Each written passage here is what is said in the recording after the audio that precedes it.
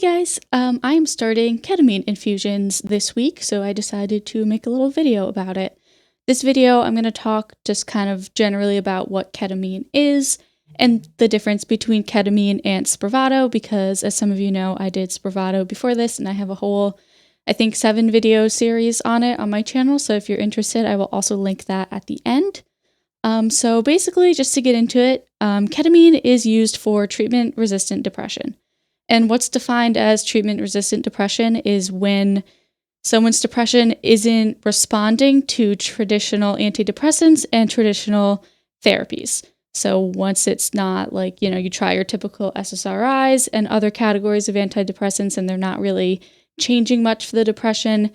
And often if someone is in therapy for a long time without really making much of a dent in their depression, then it can be defined as treatment-resistant depression. And a lot of the times, treatment-resistant depression also comes with suicidal thoughts. So ketamine as a drug started as an anesthetic for animals and then eventually was used as an anesthetic for people. And it's kind of an interesting story how they discovered that, that ketamine helps with depression. What they were starting to do was in ambulances, when people were rescued from a suicide attempt, they would often be very agitated. So they would be given ketamine to help them calm down. And then they started to notice a trend in these people that were severely depressed to the point that they were suicidal, weren't having suicidal thoughts as much, or their suicidal thoughts would go away for a period of time when they had lived most of their life dealing with these suicidal thoughts. So it was at that point that doctors started to realize, like, hey, maybe ketamine is doing something good for people and is actually helping with depression. And then, so there are a couple different types of ketamine. I'm going to talk about 2 in this video. I'm going to talk about Spravato, which is a nasal spray version of ketamine, and ketamine infusions, which is an IV version of ketamine.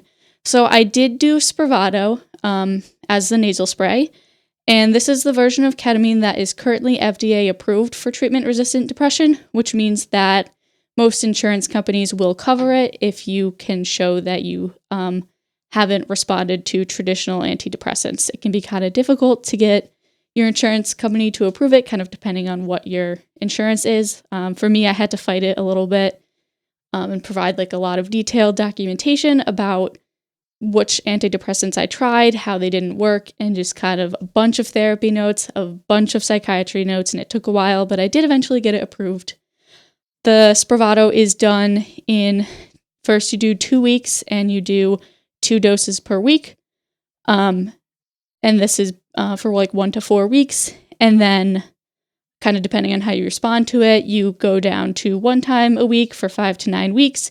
And then after that, it's kind of as needed based on your level of depression, based on how you're responding to the treatment.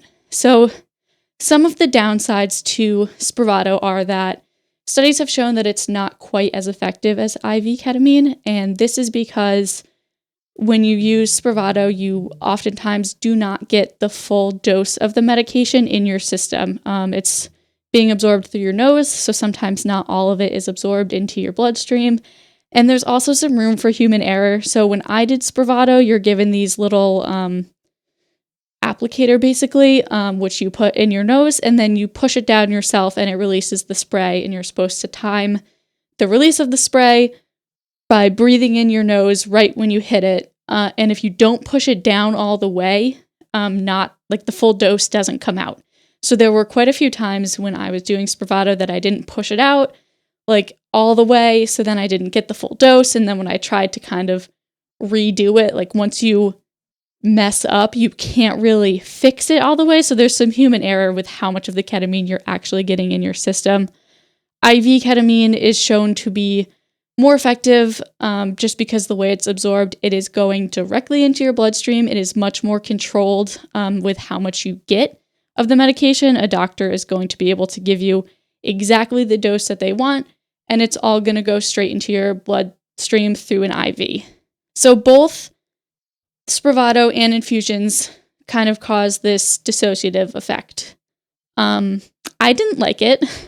A lot of the times people describe it as also like a euphoric feeling. I didn't have that with Spravato. I'm not really sure how IV ketamine is going to compare to that.